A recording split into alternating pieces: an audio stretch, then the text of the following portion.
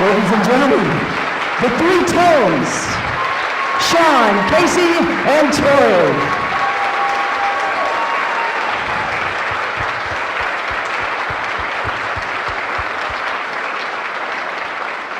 Well, a very nice welcome, Ashland. I'm John Howell, your host, and it is wonderful to have you in this beautiful theater, the Ashland Theater. Welcome, Ashland.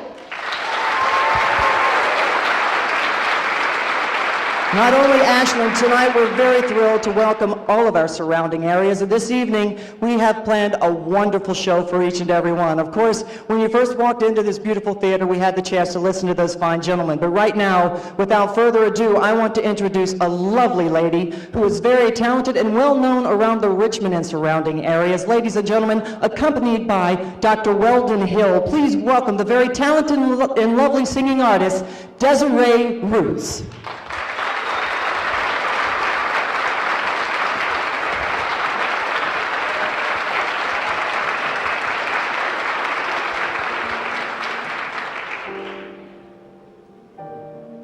I'd like to dedicate this song to the Humane Society.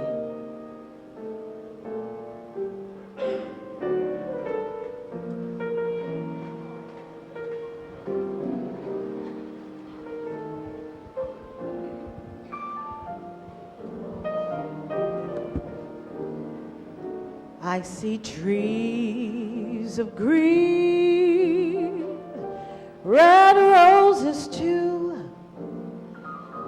I see them bloom for me and for you, and I think to myself, what a wonderful world.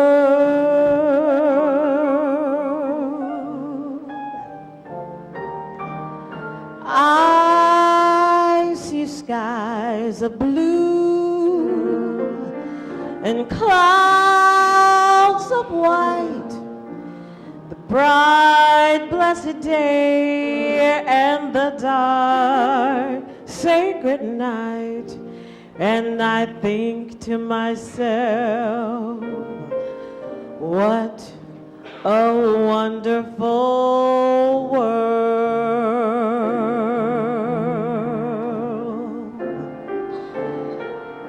The colors of the rainbow, so pretty in the sky, are on all the faces of people passing by. I see friends shaking hands, saying, how do you do? They're really saying, I love you. I see babies cry, and I watch them grow. They'll learn much more than I'll ever know, and I think to myself, what a wonderful world.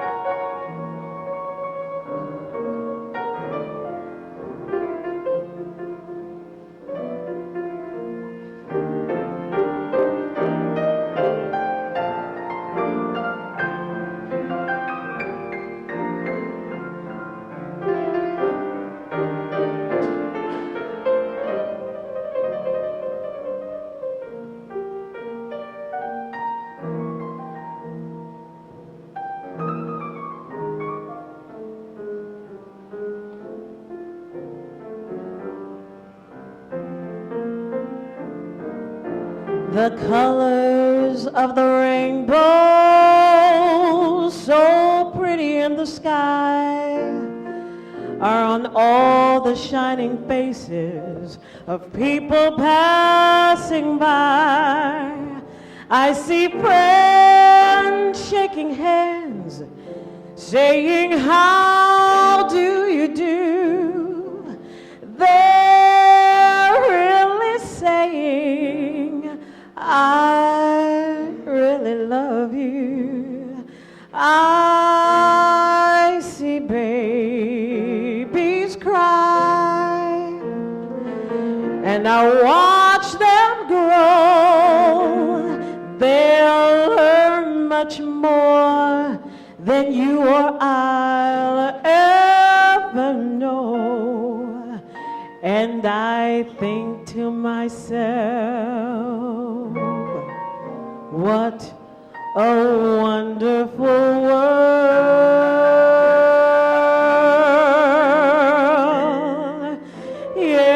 Yes, I think to myself, what a wonderful world.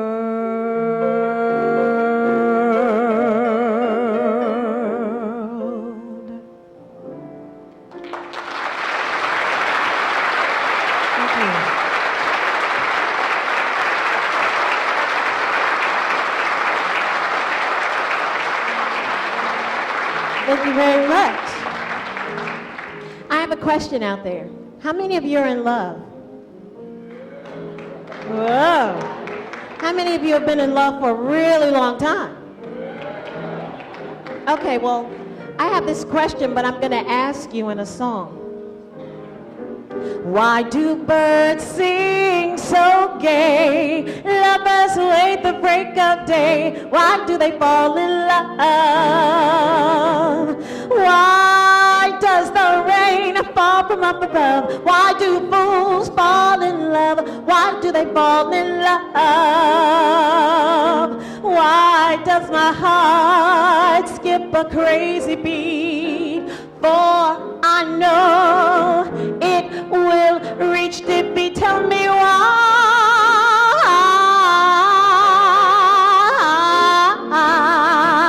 Tell me why. Mr. Weldon Hill.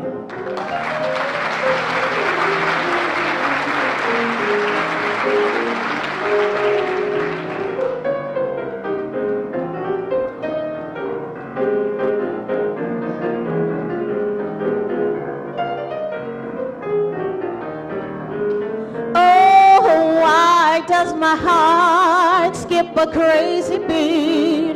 For I know that it will reach defeat. Tell me why.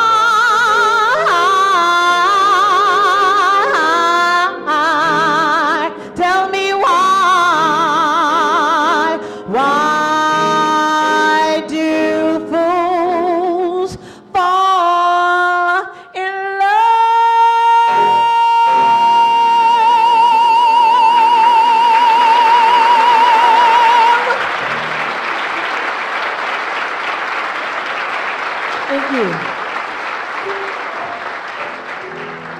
Now, this last song is a bluesy song.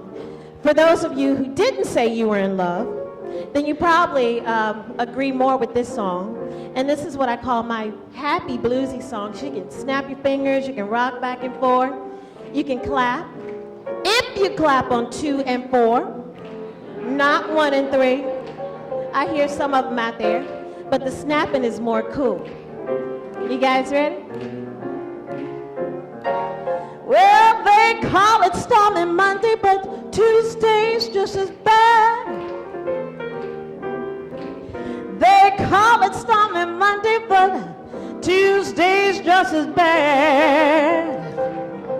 Well, now Wednesday's worse, Thursday's oh so sad. Now the eagle flies on Friday, Saturday I come out and play, unless it's snowing. Yeah, the eagle flies on Friday, Saturday I come out and play. But then on Sunday I go to church and I kneel down and I pray. I said, Lord, have mercy. Lord, have mercy on me. Oh, Lord, have mercy. Please, Lord, have mercy on me. Lord, have mercy, my soul's in misery. Well, you see, I'm crazy about my baby. Won't you bring him back to me? Well, I'm so crazy about my baby. Won't you bring him home to me? Oh, Lord, have mercy. Send him home to me. Well, I'm feeling mighty lucky. I got a brand new man. I said I'm feeling so lucky. I got a brand new man. Well, I'm telling you, he loves me like nobody can. Well, you see, I met him on a corner outside of Ashland Theater, and it was pouring rain. I said I met him on a corner. It was pouring rain.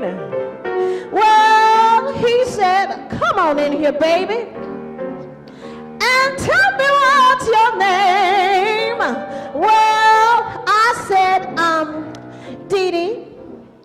Dee Dee is my name. I said, Dee Dee. Dee Dee is my name. Well, I don't know how I got here, but I'm mighty glad I came. Yeah, yeah, yeah, yeah.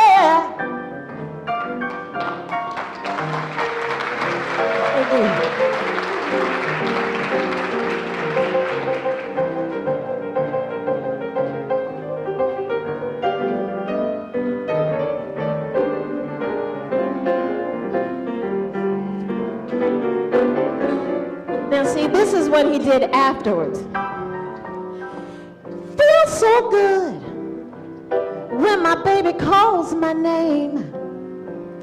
I said it feels so good when my baby calls my name. Well, he calls me so easily and plain. Now, I know he's your man, but he come to see me sometime.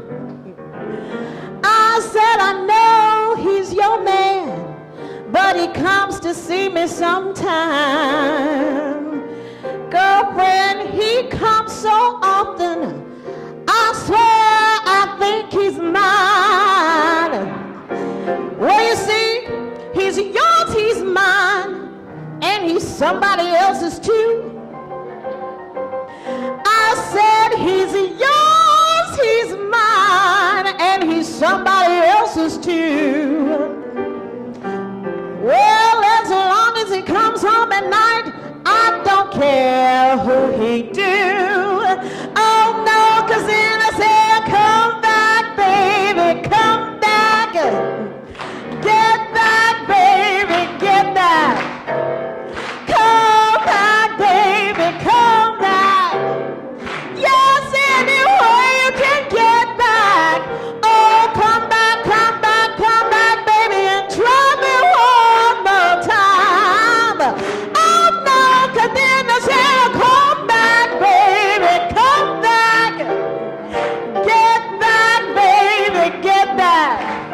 Oh, come back, baby, come back, baby. Any way you can get back. Come back, baby, and try me one more time. Yeah. Ladies and gentlemen, Desiree Roots, accompanied by the very talented Dr. Weldon Hill and Desiree Roots. One more more time, bring it back up for a well-deserved bow, the lovely and talented Desiree Roots and Robin Hill. And by a round of applause, ladies and gentlemen, are you ready to laugh?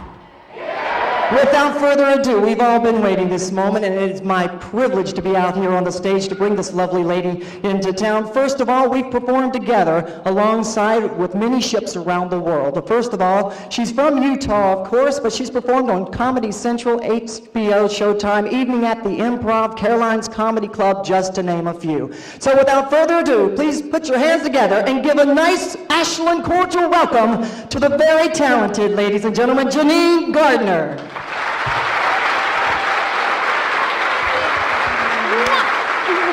Keep it going for John.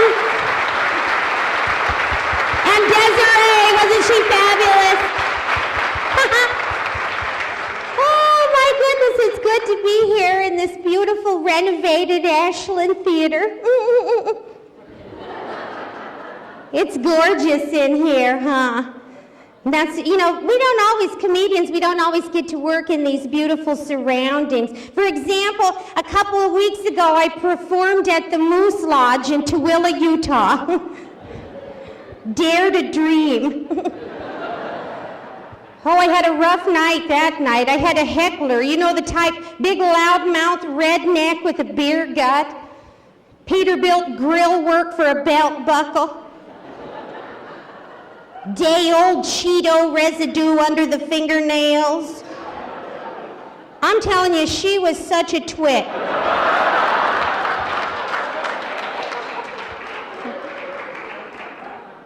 Well, this is my first time in Ashland. I was looking for the mall today, so I had a chance to look around. It's very lovely here. It's easy to see why they're calling you guys the gateway to Short Pump, isn't it?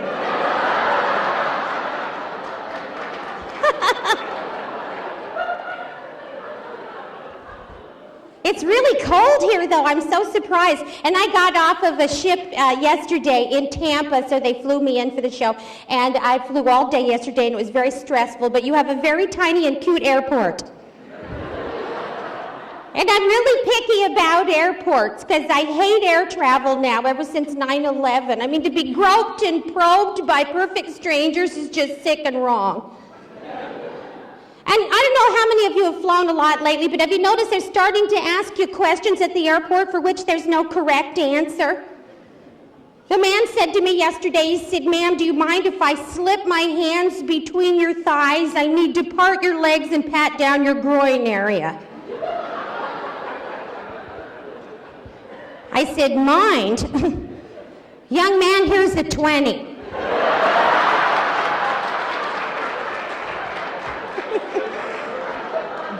Why don't you start me a tab, would you please?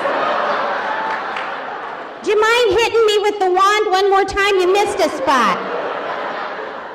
Hey, is that an M16 or are you just happy to see me?" Oh, so I came into your frigid wilderness here from the warm and sunny Florida, but oh God, on the way to the airport, I had the worst experience with one of their palmetto bugs. Do you guys know what palmetto bugs are? For those of you who may not know, they're huge brown beetles with wings. They look kind of like a cross between a cockroach and a pterodactyl. They get to be 2.5 to 3 inches long. You don't go after a bug that big with a piece of toilet paper. This bug was so big it came after me with a piece of toilet paper. God, I was horrified. I've never seen anything like it. I wanted to kill it, but I was afraid to kill something that big in Florida without a permit. I tried to step on it, my whole leg moved out from under me. Honest to God, it was like standing on a Volkswagen. Every time I go down there, I have a weird bug experience. I'm terrified of bugs. One time I found a killer spider in my hotel room in Miami. This thing was so big it woke me up in the middle of the night knocking over luggage and furniture. So like most women do, I grabbed the first thing I could reach, which happened to be a bottle of styling spritz. Paul Mitchell. I emptied a whole bottle on him. I figured if it didn't kill him, at least when it dried, it might slow him down a little bit. But you know what? It didn't die, but boy, there's a spider running around Miami right now with extremely manageable leg hair. So here we are, Valentine's, pressure night for all you men, huh? Yeah, it's great, though, to be here celebrating romance. I'm having a little glass of water. I swear that's all it is, just water. I would never drink when I'm working because, you know, after a couple drinks, I get kind of squishy. It's a chick thing. You know, men get smashed, women get squishy. One time I got kind of squishy. I went to the bank, the drive-up window. I got all the way home and realized I still had that darn vacuum tube in my car. And then the bank called and said they had my thermos jug.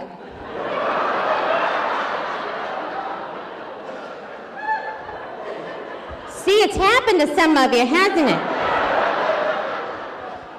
Oh, they never let you live that down at the drive-up, do they? Now I go back to the bank, the tellers, they smile and they wave and everything. As soon as that speaker's off, I know those little bimbos are talking about me behind the glass. Marge, get over here quick, she's back. The one that came in last week and plugged up number 3. I'm a ditz when I'm not drinking. Especially when I'm shopping. Boy, I love to shop. I never did find your mall.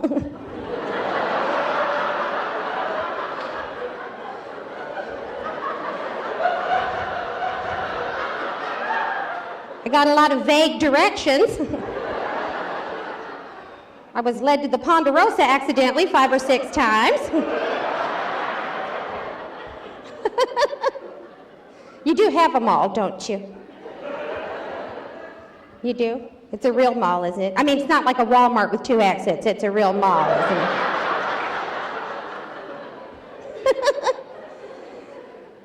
I had the worst thing happen to me at Sam's Club the other day. God, do you guys have Sam's Club close by? Do you know what I mean when I say Sam's Club? Oh, don't you love Sam's? Is that not the cheapest place in the world to buy underwear? You can buy 48 pairs of panties at Sam's Club for $5. Did you know that? I buy mine right off the forklift. Isn't that something? A whole pallet of panties for $5. Sure, they're slightly irregular. But what the hell, so am I.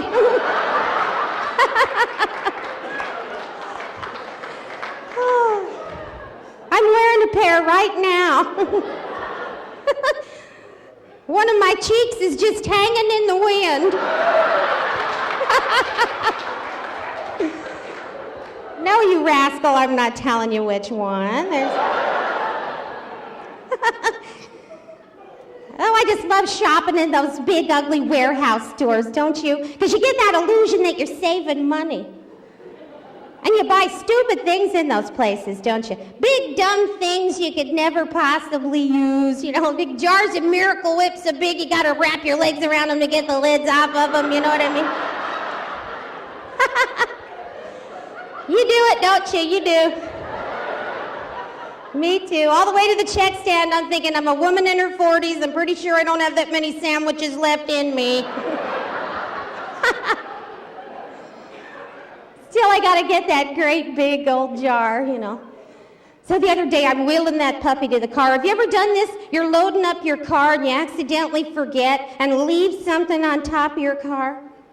You know, like a sack or a wallet or a nephew. Boy, the grip on that toddler. Oh, his little fat fingers were just curled around those wiper blades. I couldn't help it, I squirted him a couple times too.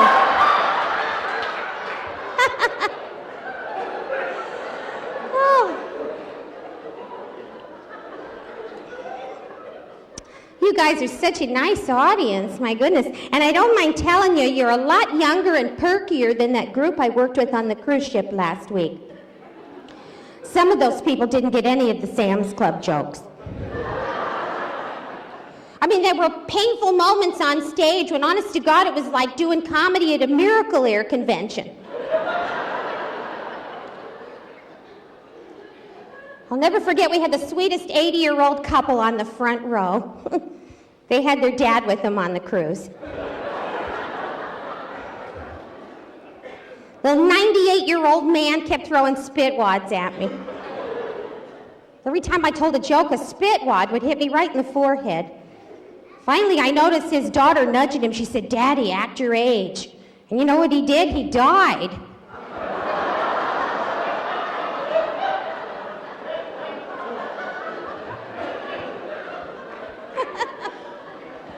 It's okay to laugh at that now. Oh my goodness, let's do something different. You guys like impressions? Okay, think way back. I've been working on this impression. Do you remember the Poltergeist movies? Remember that little troll woman, Tangina, from the movies, that little psychic person? I've been working on her voice. Let me see what you think. Here we go. Carol Ann. Carol Ann. It lies to her, says things only a child could understand. To Carol Ann, it simply is another child. What do you think, huh?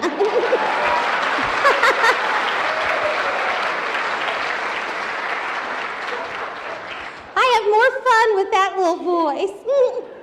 If I'm on a blind date and it's not going real well.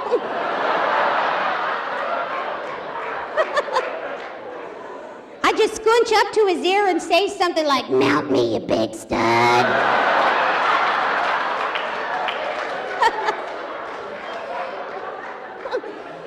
Next thing you know, I'm home watching the news.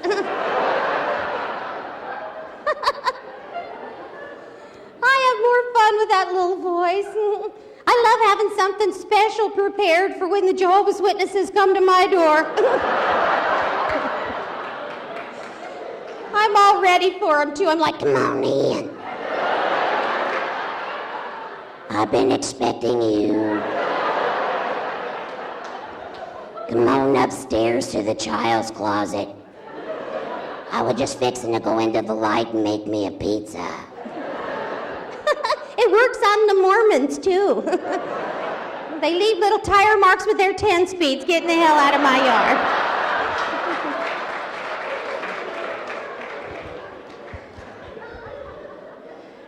Now, I know we might have a couple of Mormons in here, so don't be upset with me. Don't think I'll be making fun of Mormons, because I would never do that. Actually, I'm from the land of the Mormons. I'm from Salt Lake City, Utah. It's where I grew up. It's where I live. Thank you so much. Feel the love. Thank you.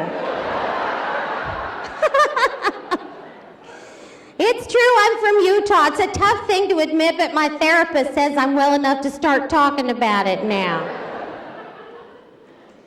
Actually, I recently just moved back home to Utah. For the last 8 years, I was living in Los Angeles for my career, till I just couldn't take the crime anymore. My car was stolen twice this year, and yes, I had the club.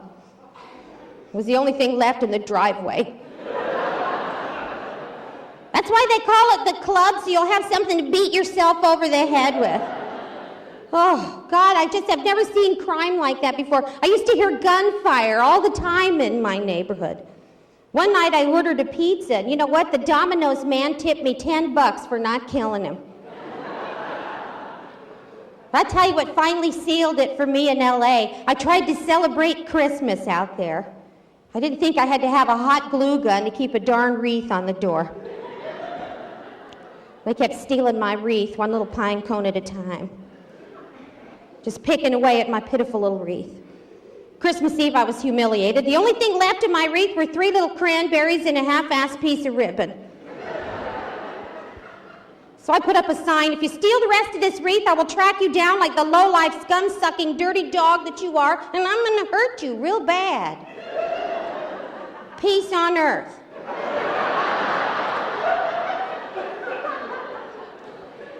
So now I'm back in Utah. It's kind of embarrassing telling people I'm from Utah. And everybody makes fun of us. Everybody thinks we're dorks. And we might be. Our state flag's a quilt. That's pretty tough to live down.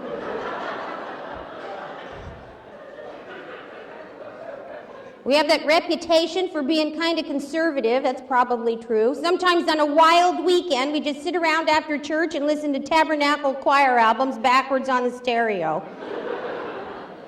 There's subliminal Cool Whip recipes on there, actually. People think I'm making this up, but we're very proud of this at home. We are the world's largest importer of Jell-O and miniature marshmallows.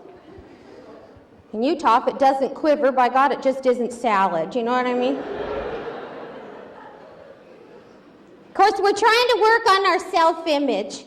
I mean, how many people saw our marvelous 2002 Winter Olympic Games in Salt Lake City last year? So now the whole world knows how beautiful it is there, and everybody's moving there.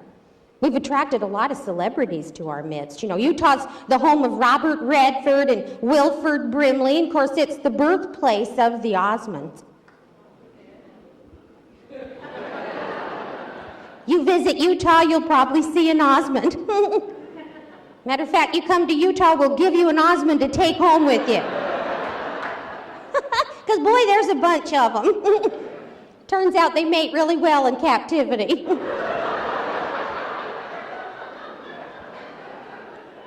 This time of year, we spray for Osmonds, actually. Everybody in Utah has had a brush with an Osmond. I was having a yard sale one time, and I sold a chainsaw to one of the Osmond brothers, one of the real obscure ones the family never talks about, Lee Harvey Osmond.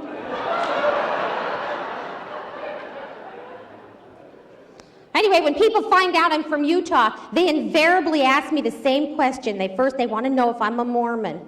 So I'm telling you right now, I'm not a Mormon. I was married to one for a while, but I had to divorce him. I just couldn't get along with his wife.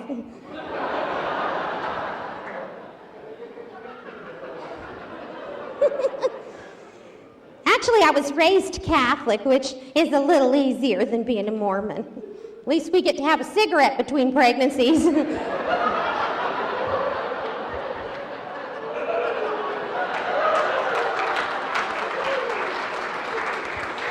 Oh, I'm glad you like that one.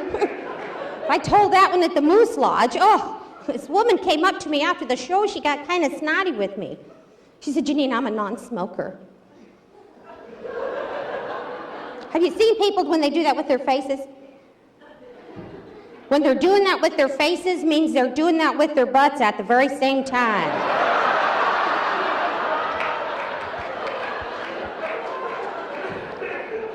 She's like, I'm a non-smoker. I don't think it's fair you make fun of us about us not smoking. The Surgeon General's behind us on this. She says, for instance, that smoking during pregnancy can result in low infant birth weight. I said, lady, when you consider the size of a baby's head in relationship to the birth canal, it sounds like an incentive to me.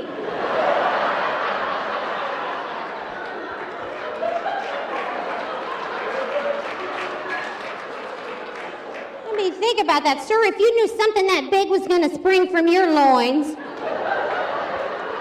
wouldn't you be smoking them 2 at a time?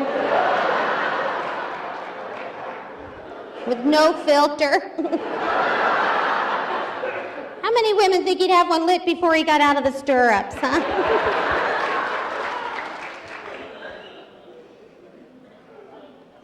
I don't have any kids myself. How many people here do not have kids? Where's the do-nots? Oh, it's a tiny little group. Good to know where you're sitting. We have a lot of things in common. A lot of the same things tick us off. Did you ever notice that people who have kids, they torture you by forcing you to look at pictures of their kids? Damn, they've got some butt ugly kids, some of them, don't they?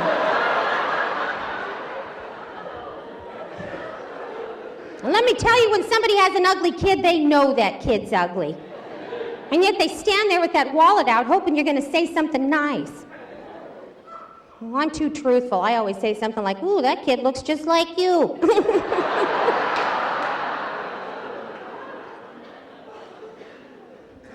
Now, parents, parents, don't misunderstand me. Parenthood's a very high calling. You know, sometimes deep down I get the feeling that maybe I missed out on something by not being a mom. And I buy a new car and it goes away.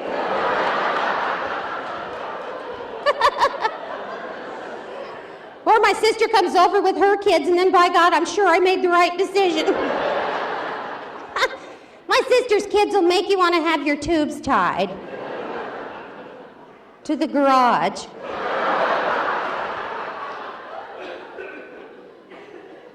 My poor little sister. We just found out her littlest one is in a gang. My sister's in complete denial about the whole thing. I said, Jenny, for God's sakes, look at them. They have their own little gang colors, blue and yellow, calling themselves the Weebelows.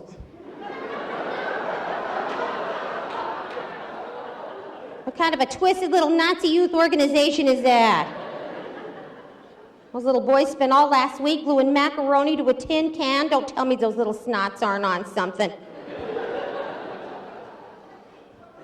Her oldest boy came home from the mall the other day with a pierced eyebrow. Isn't that something? Just a big old doorknob-looking thing hanging straight out of his forehead.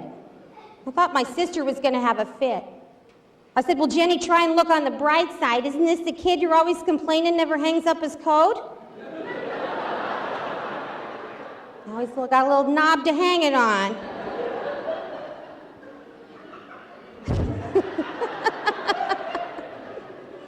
He's a goofy-looking kid, but he's really smart. He's on that computer all the time, playing those computer games.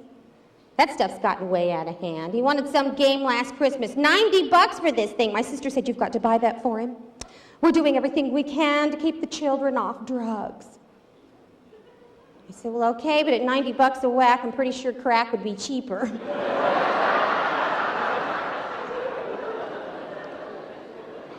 I got a little budget to maintain. I'm wearing panties from Sam's Club, for crying out loud.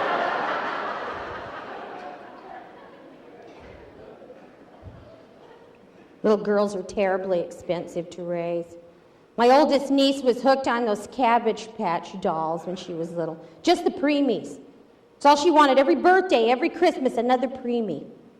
Finally, I said, what's the matter with you? You're 10 years old. How come you can't carry a doll full term? And then I bought her a preemie. I never heard the end of it. She's calling me all the time, whining, I don't have any money for diapers and formula. So I turned her into social services. They sent out a caseworker. Hey, she qualified for WIC. Thanks for getting that one, some of you. Appreciate it.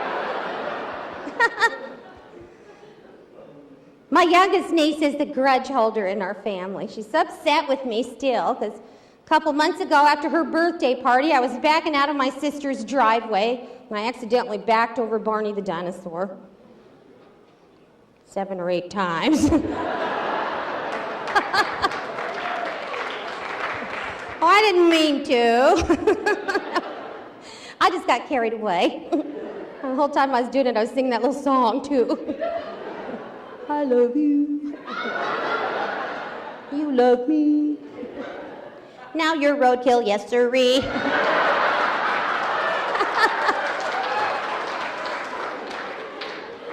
Oh, you should have seen my niece. She was just bawling her little eyes out. I said, sweetheart, now, don't feel bad. That's why the dinosaurs are extinct. They wouldn't quit singing that flippin' song. Now they're all dead.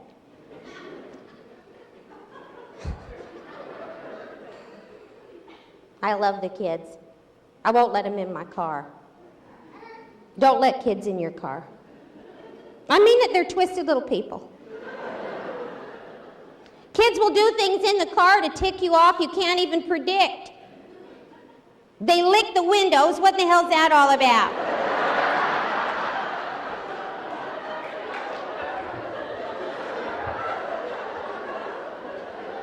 And they drive you out of your mind arguing about whose turn it is to ride in the front seat.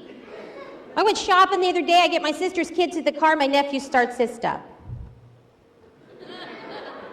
I'm never going to ride in the front seat of the car. You always let her ride in the front seat. And if I don't get a ride in the front seat all the way home, I'm going to tell my dad. I said, go ahead and tell your dad, you little stinker. If I can find that duct tape in the trunk, you'll be a hood ornament in a minute. And then you'll be the front of the car. If I turn the tables on them, I messed with their little heads. I said, well, okay, there's plenty of room up front. Go ahead, both of you, squeeze up here with me. Then I backed all the way home from the store.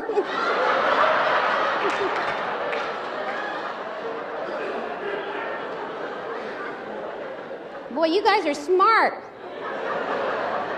I had to use flashcards at the Moose Lodge on that one.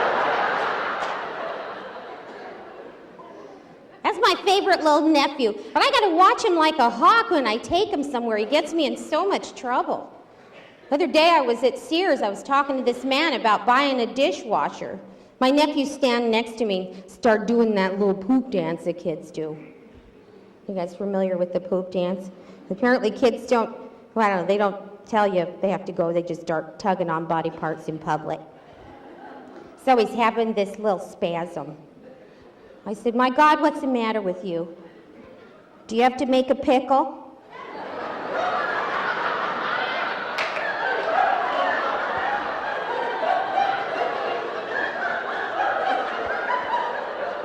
Why do I get the feeling we're not all on the same page? Here. I'm from Utah. That's what we call it, making a pickle. Well, when you're 3 years old and you make a pickle, it's just a sweet baby gherkin. Of course, when Grandpa makes a pickle, it's a big old kosher dill. Much different pickle. So I'm like, you have to make a pickle? You're like, mm-hmm. Tell you, we lost a portion of the kid's hand for a sec. I could see the restroom door from where I was standing. I pointed him towards it. I gave him a little push. I went on talking. Pretty soon this guy comes over from plumbing. He was not a happy man.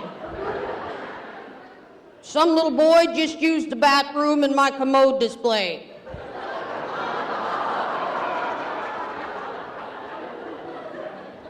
Right in the front window. Pretty proud moment for me. A little crowd had gathered out there. Store manager was flipping out because she lifted the lid on that little pickle. I said, oh, get over it. That's why they call it the Discover card.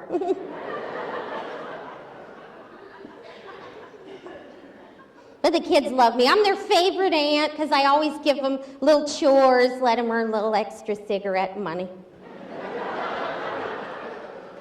Sometimes I let them babysit Kiwi while I'm on the road. That's my baby, my little dog Kiwi. I named my dog Kiwi after that fruit that resembles orangutan genitalia.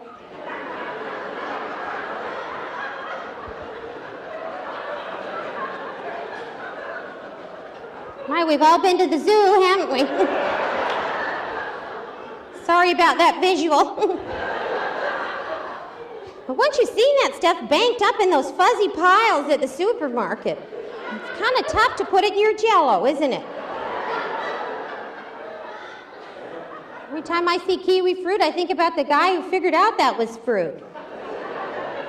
Real gutsy move on his part, huh?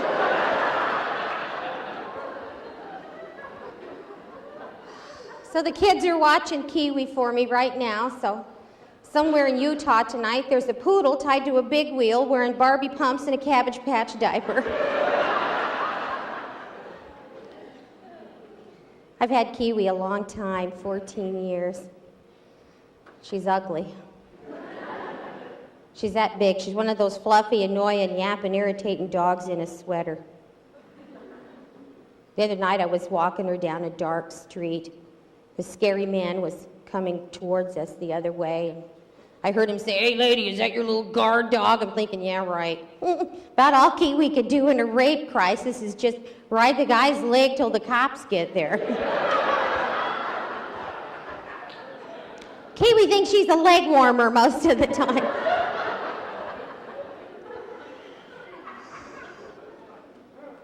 My dog's getting to that age where she's starting to cause me trouble. Of course, she's finally housebroken. She's so old she doesn't pee anymore. I just take her outside and wait till a cloud of dust comes out of her.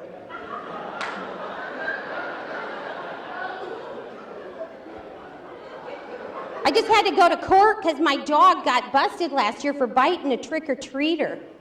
Of course, the kids sort of had to come, and I got this knock at the door Halloween night. I go to the porch, there's this blue kid out there, that big, real cute. I said, my goodness, you're a little Smurf, aren't you? She said, yeah, trick or treat, give me my candy. I said, well, little Smurf, you forgot the magic word. She said, okay, give me my candy, bitch. So Kiwi bit her. And I held her down.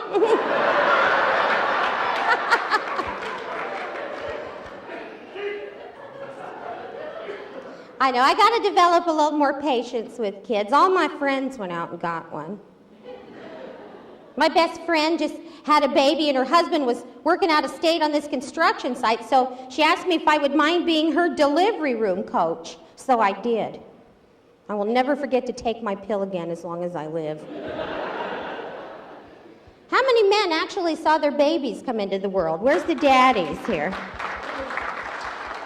Oh, this guy right on the front row. What's your name, pumpkin? Just your first name. What's your name?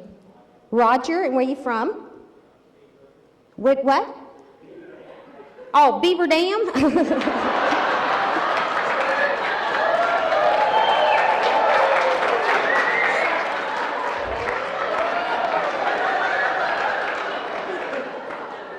You can't write that kind of funny. I mean...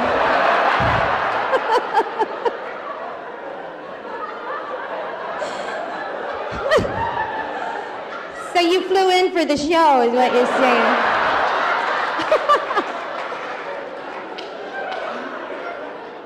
What was your name again? Roger, I'm sorry. Look, after you said Beaver Dam, I lost consciousness for a minute.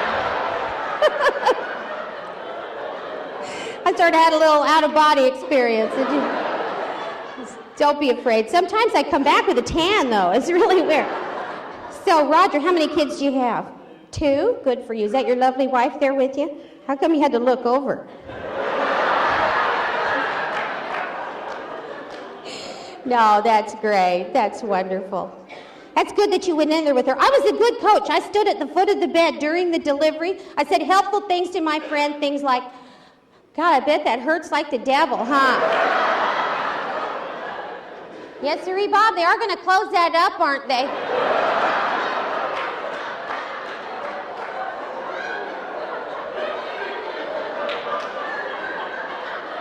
You're going to need some Velcro for that.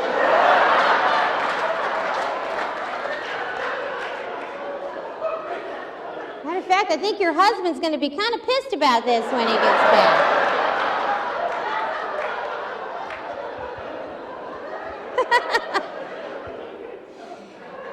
It's the first time I'd ever seen a newborn. What a butt ugly sight that is for a sec. My God, when they first come out, they're purple, they're pink, they're wrinkled, they're covered with stuff. I was freaked out.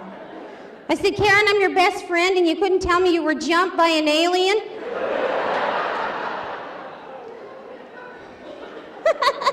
She was on the phone with relatives. Oh, the baby's adorable. I was on the phone with the Inquirer. Look at a film crew over here right away. Caroline.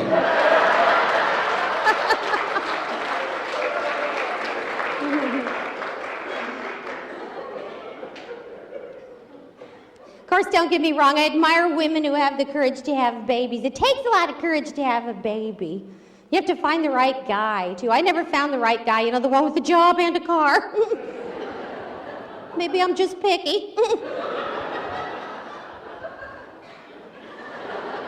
The women are smiling, the men are kind of upset with me now. I can feel it. My parents are kind of disappointed that I have never put a limb on the family tree because they're Catholics. They've been married 60 years because they're Catholics. Well, I take that back. My mom's Catholic, my dad's an atheist, just to piss off my mom. My My dad doesn't have a spiritual bone in his whole body. He has his own little set of commandments. He used to say things to us growing up, things like, thou shalt not steal, unless you're pretty darn sure nobody's looking. So my mom made us go to Catholic school to kind of straighten us out. Anybody out there go to Catholic school? Any of you? Oh, quite a few. Good to have you here. I went to an all-girls school, Our Lady of Orgasmic Deprivation. I learned a lot in Catholic school. I learned that middle-aged women who've never had sex should not be left in charge with rulers.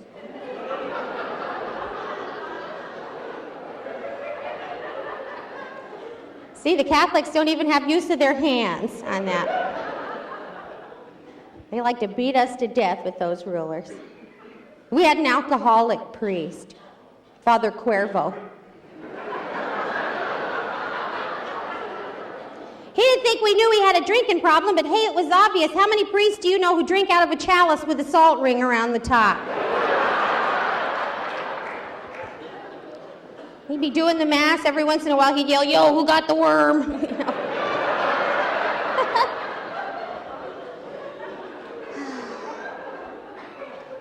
So being Catholic, we're very close. We try to spend a lot of holidays together. We went to my sister's for Thanksgiving again. We used to take turns. But her turkey's always perfect.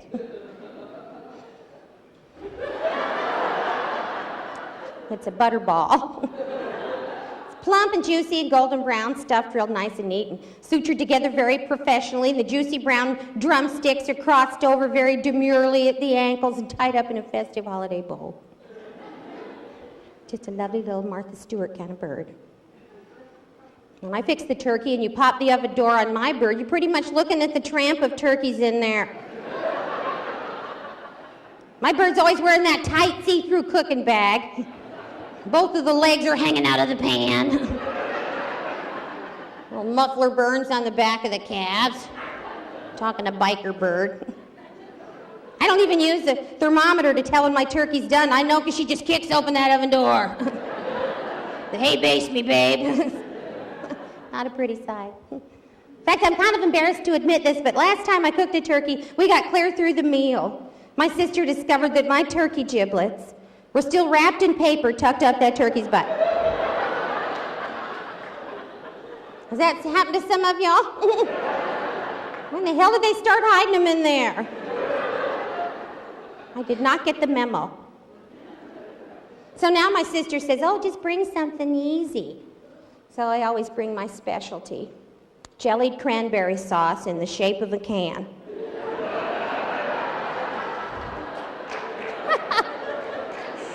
It's the food of our people, huh? And boy, that stuff really keeps in the fridge, doesn't it? No matter how long it's been in there, you lift the lid, there's never any fuzz on it. It always jiggles real good when you shake it. My God, they ought to make breast implants out of that stuff, don't you think?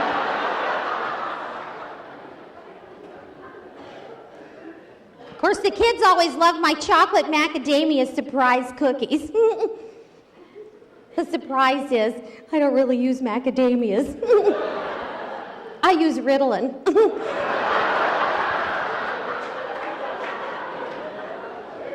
Sure improves the emotional climate at the kids' table.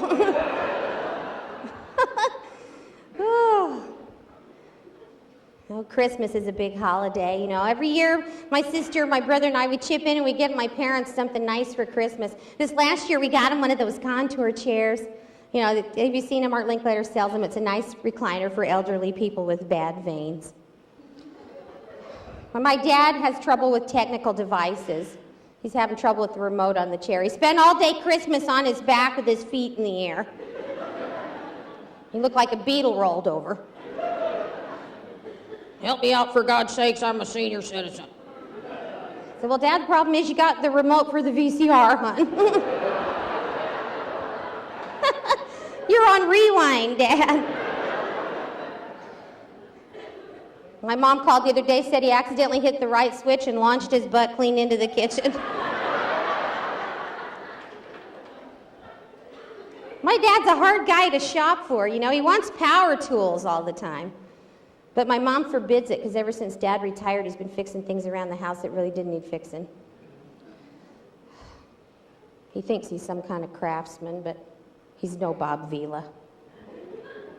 He's been helping me renovate a house I bought last summer, and he's there right now turning a perfectly good family room into an unfinished basement.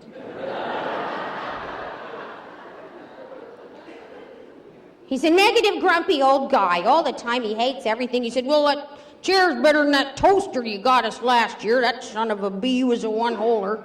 Who ever heard of baking one piece of toast at a time? I put the bread in there, an hour later it come out, it wasn't even warm. I said, well, Dad, that's because last year we didn't buy you a toaster. We bought you the VCR.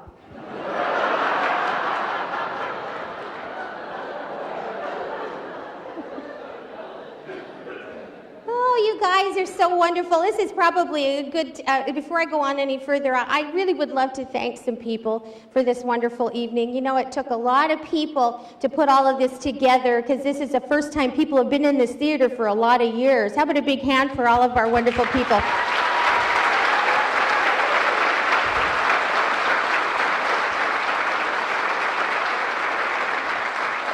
I had to write down some names here because I just couldn't remember all of them. But how about one more hand for Desiree Roots? Desiree.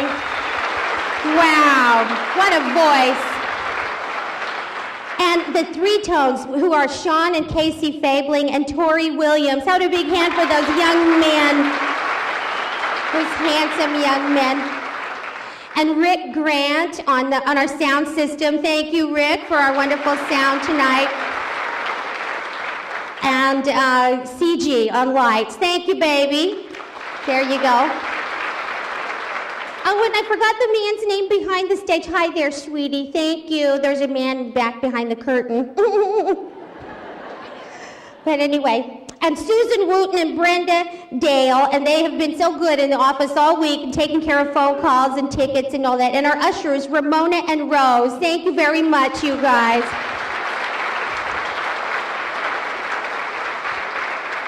And you know, I wouldn't be here right now if it wasn't for John Howell, our wonderful, fabulous director here. How about a great big hand for John and his wonderful wife, Gail.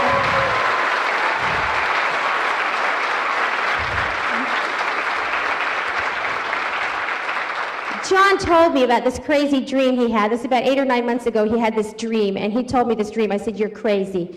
But you know, he's just crazy enough to think this might work in where am I? Ashland.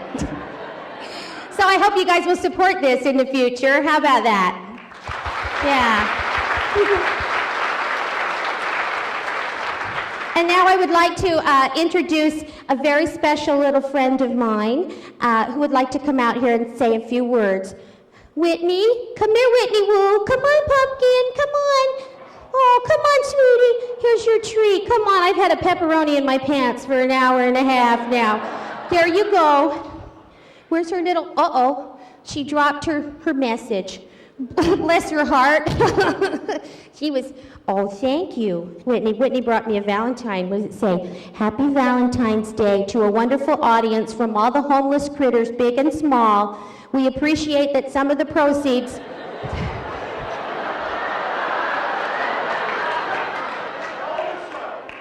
You never should pay them until after the gig. We appreciate that some of the proceeds from tonight's performance will go to benefit the Hanover Humane Society. We hope you will fill our hat, have fun, and feel the love. Licks and wags from Whitney Woo. Thank you, Whitney.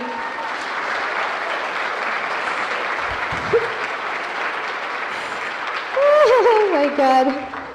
Oh, my goodness. To be here with you guys tonight is just like, this is my dream, too, because show business is the only thing I ever wanted to do. So tonight when I saw my name up on the marquee, I was so excited. I'll never forget the first time I saw my name up in lights. The sign said, tonight, Janine Gardner and Philly cheesesteak sandwich, $3.99. Truckers eat free. Dare to dream. But I've always wanted to be a comedian. I'll never forget the first time my parents took me to see live stand-up comedy. It was 1964, the Riviera Hotel in Las Vegas. They took me to see the late, great Miss Toady Fields. Anybody remember Toady? Yeah. She was very funny. She was my age then. She performed on cruise ships, and she told a really funny joke that night. You want to hear the joke that Toady told that night? She had a very kind of a rough New York accent. I just loved her voice. Anyway, she said something like this: I didn't get any rest on my cruise. All night long, my cabin steward kept pounding on my door, pounding on my door. So I let him out.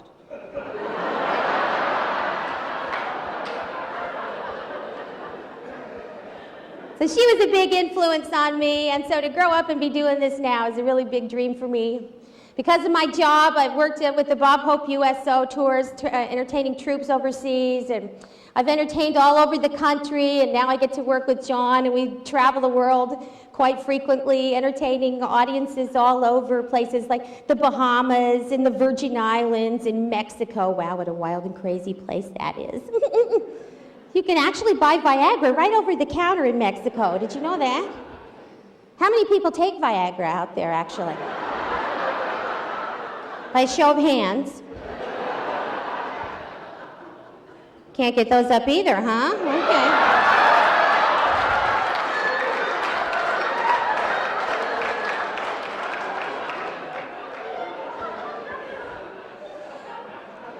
Every time I go to Mexico, my neighbor Fred makes me bring him Viagra. He puts it in his rose garden. Says it makes the blooms on his roses really perky. His roses are perky, all right. Every morning at 6 a.m., they're kicked back having a cigarette. Actually, Viagra is a wonderful drug for couples on a summer vacation. It's a great way to keep the sheets off your sunburn.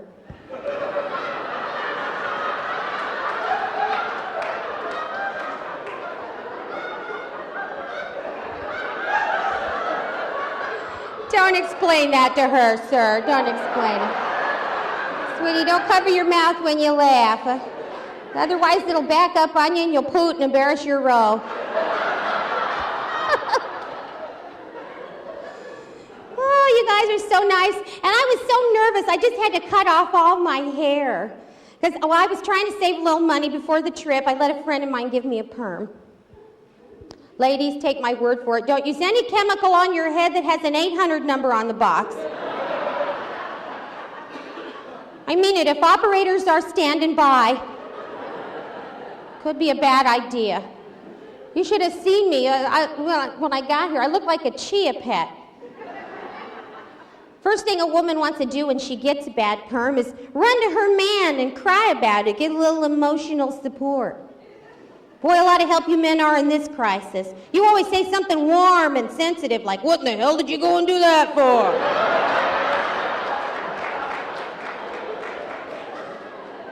I was trying to look beautiful for you. I've told you 1,000 times I don't want you beautiful. I love you just the way you are. Stick their foot right in it, don't they? They can't help it either. It's just in them to say stupid things like that. It's amazing they ever get any nookie, isn't it? Even men are amazed when they get nookie. I don't know what I did, but I'm pretty sure I couldn't duplicate it. But deep down, men are good. They just want us to feel good, so they try and suck up to you. Say something sweet like, well, honey, now look on the bright side. With your head that big, it makes your butt look a heck of a lot smaller.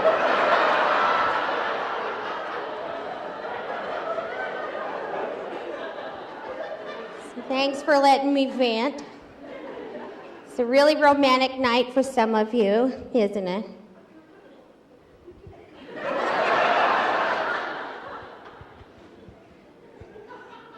Some of you are probably celebrating anniversaries tonight.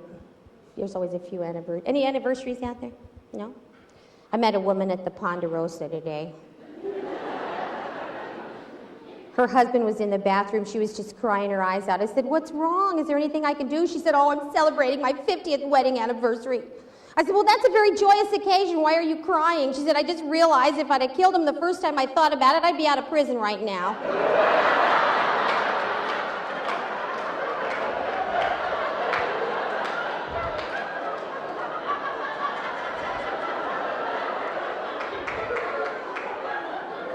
She had a beautiful ring, and I commented on it. She said, thank you, that's the Plotnik diamond. I said, the Plotnik diamond, I've never heard of that. She said, oh, it's very rare, but it comes with a curse. I said, what's a curse? She said, Mr. Plotnik.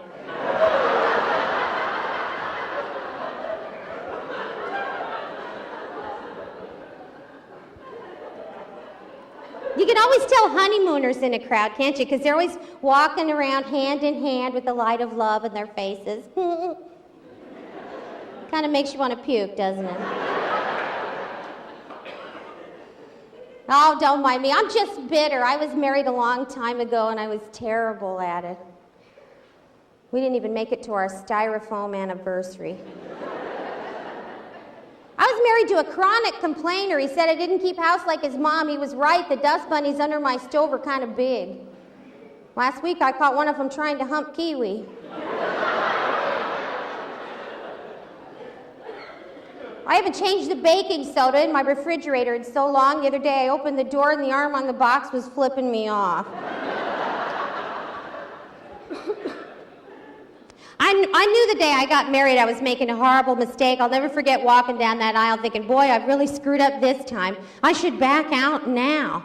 And then I looked over at that gift table.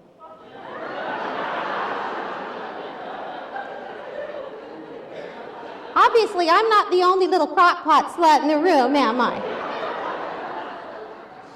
Well, I would like to introduce to you a pianist who's going to come up here and accompany me. I'm going to sing you a little song about my wedding day. Give a big round of applause for Elliot. Elliot Bromley.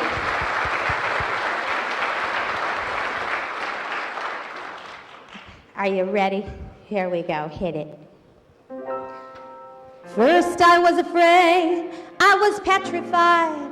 I stumbled blindly down the aisle to stand there by his side. Kept thinking I should back out now, my life will surely be a mess. But I confess, I spent too much for that darn dress, so I stood there without a prayer and watched my life go down the toilet in complete despair. With every vow I spoke, I knew that I'd be screwing up my life.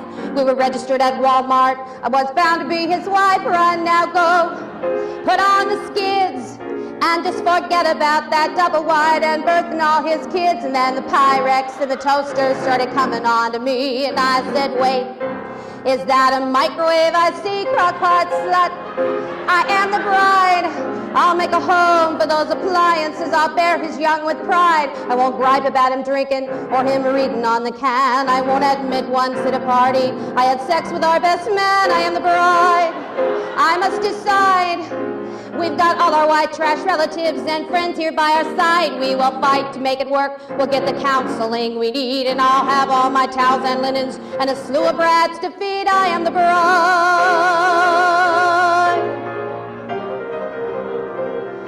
I am the bride. Thank you. Thank you, Elliot. Elliot Bromley.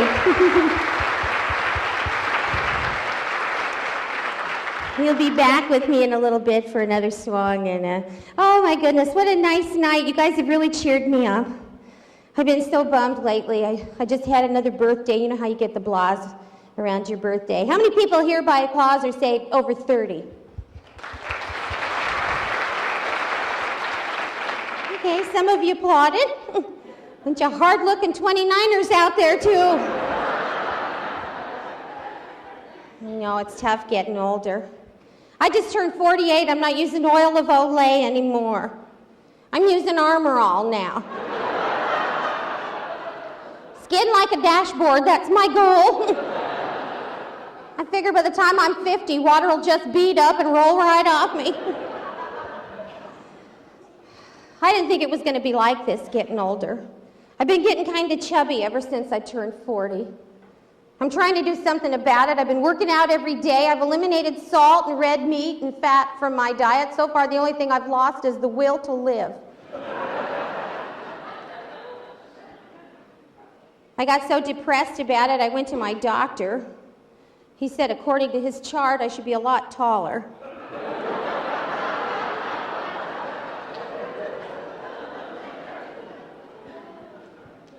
I was so upset he gave me a sample of that Xenical, that prescription fat blocker. Supposed to sweep fat right out of your system. God, I was scared to leave the house. I was leaking oil like a Harley.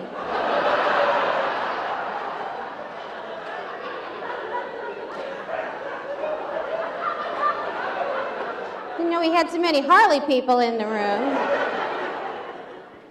It's tough getting older. When I was 40, I lost my mind. I started dating a younger man, which is very fashionable now for older women, younger men to date, because you men don't live as long as we do. So eventually it's supposed to kind of even itself out. Were you all aware of that? Were you aware of that, sir, that you men don't live as long as we do? It's true. You know why I think you men don't live as long as we do? I think it's because you men don't sit down to go winky. Think about it. We've been getting a lot of rest, huh, girls?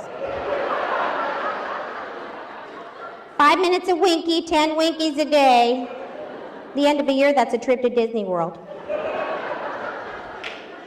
He's looking at me like, what in the hell's a winky? What is she talking about?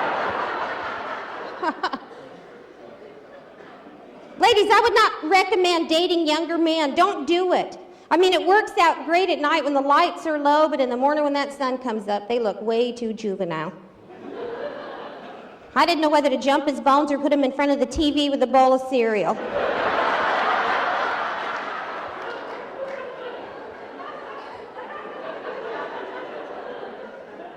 He said we needed more foreplay, but I didn't know that much about Pokemon.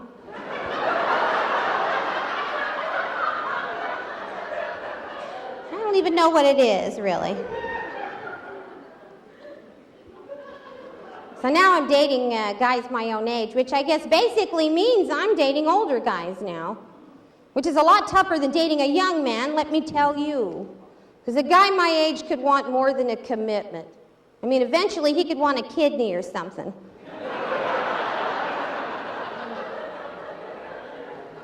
Frankly, if a guy my age is checking me out, it makes me really uneasy. They get that weird look in their eye like, ooh, you look like a positive tissue match.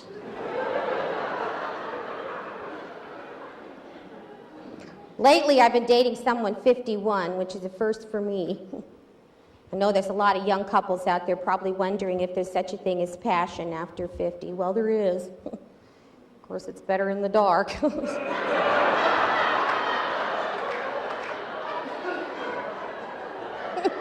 It's not always pretty. Or predictable.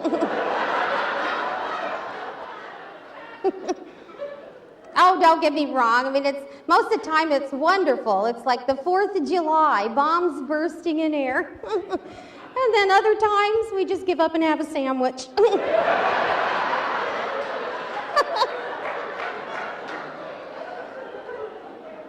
At least then we stand a pretty good chance of finishing together.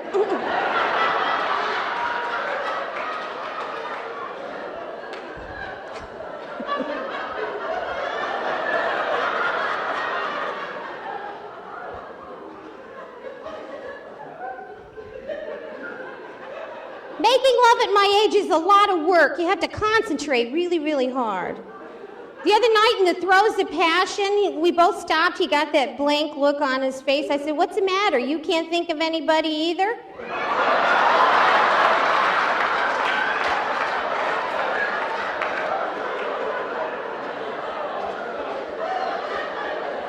You know, I pitched that one way out there above the kids' heads, but if your kid got that, my act is not your biggest problem, okay?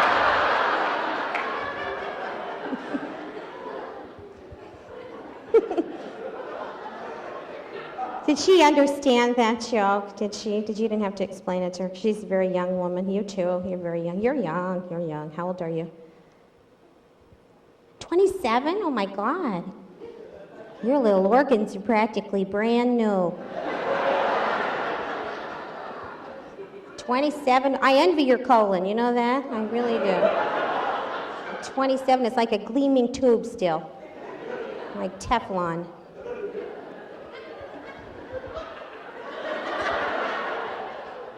Did I embarrass you, sweetie? What's your first name? Peg? Meg. You're a very lovely young woman. You just cling to youth as long as you can, Meg. While your tissues are still young and firm and everything. Someday you could be as old as me. I don't mean to frighten you, Meg. But be afraid, be very afraid. Weird things happen to you when you get older. I mean, lately when I ovulate, there's a distinct clunking sound.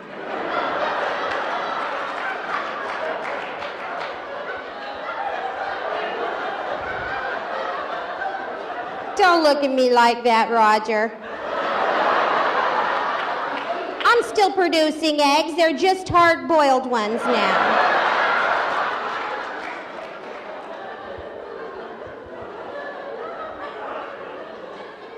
Weird things happen to you when you get older. You know how depressing it is when you lie down and your chest avalanches into your armpits?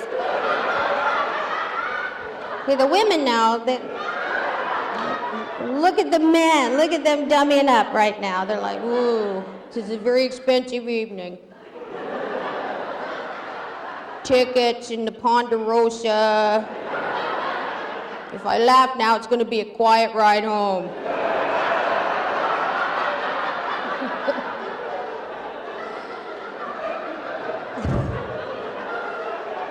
Husbands know about the boob thing. They're home on the weekends going, gee, I don't know, honey. I'm pretty sure they were here yesterday. Housewives are real clever. Like, I'm sorry, dear, check around back. I was vacuuming. I just tucked them under my shoulder blades.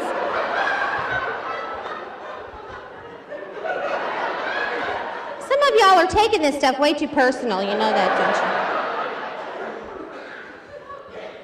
True, the weird things happen to you. I was looking at myself in the mirror the other day, and you know what? I've got panty lines even when I'm not wearing any.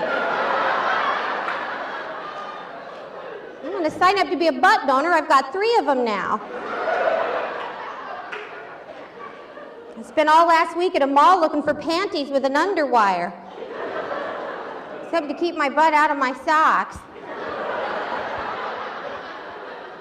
Women are looking at each other. Gee, do they make those? No. They don't, but they should. We don't have enough special women's stores at the mall. Real women's stores, not for the way we're really built, not that Victoria's Secret's place. Got a bone to pick with that little tramp.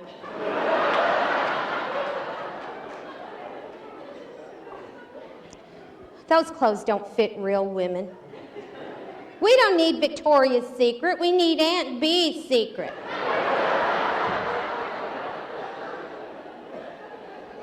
I went in there the other day to try some things on. I put on one of those teddies.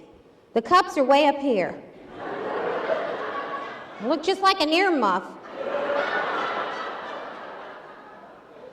They were giving away 10% off coupons for if you would try that bra they're so proud of, the Miracle Bra. It's supposed to push your chest in and up at the same time. I tried this thing on, you know what it did to me? It just stacked mine one right on top of the other. Just one stupid looking thing right in the middle. I couldn't even put my chin down. I said, oh, this will get me dates. This is real natural. It looks like a goiter.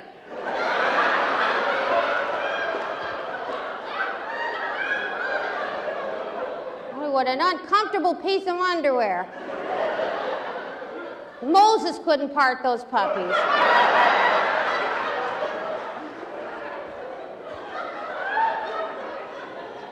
The weirdest thing I ever tried on at Victoria's Secret, though, had to be this thing they call a panty shaper. It's a lycra spandex thing. Looks like Bermuda shorts. It goes from your waist to the top of your knee. It's supposed to give you a smooth line under your slacks, which is a really nice concept. But the reality was, when I put this thing on, there was a very distinct line where the panty shaper left off and my leg began.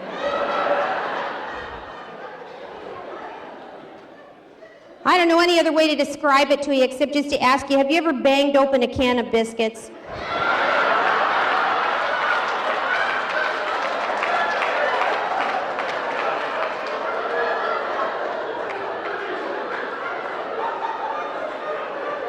That's the visual I was going for there. Well, one thing's for sure. If you're lucky enough to live long enough, time and gravity will make a comedian out of you too. So Elliot and I have been working on a song about getting older, and I want to thank you so much for being a terrific audience. You've been great. Here we go.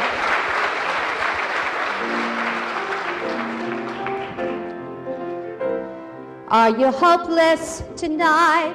Are you losing your sight? Do you constantly squint when you read? Are you running behind? Think you're losing your mind? 'Cause you can't find your purse or your keys. Does your license restrict you from driving at night? Has the cost of insurance gone way out of sight? Do you know where you are? Where did you park the car? Tell me, dear, are you hopeless tonight? Are you homely tonight? Is your hair turning white? Or you've scarcely a hair on your head? Honey, that's how it goes. You've got hair in your nose. You could just comb that over instead.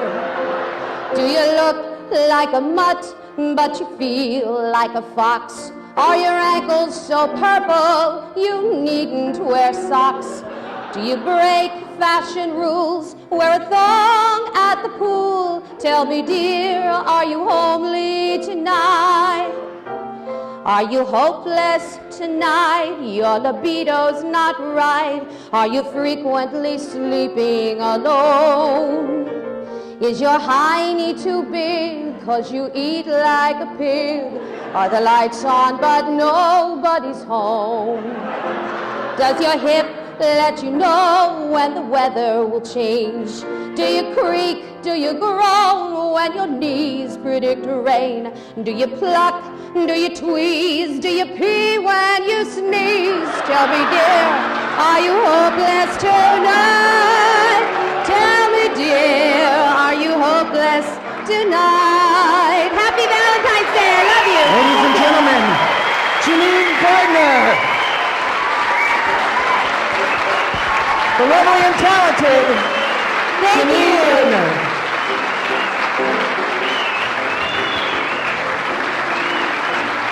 Janine Gardner, ladies and gentlemen.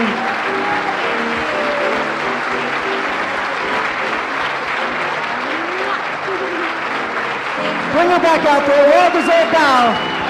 The lovely and talented Janine Gardner.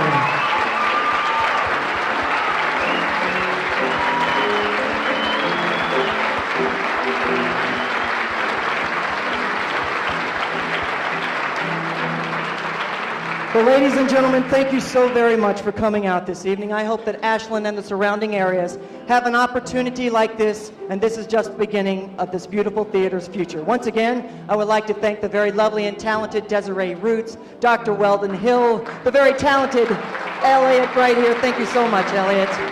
On behalf of all of us, I'm John Howell saying God bless you. Thank you very, very much for coming in, and do indeed support the Humane Society. We'll be passing the hat at the back of the house. Ladies and gentlemen, thank you for coming. God bless. I love you, Mom and Dad.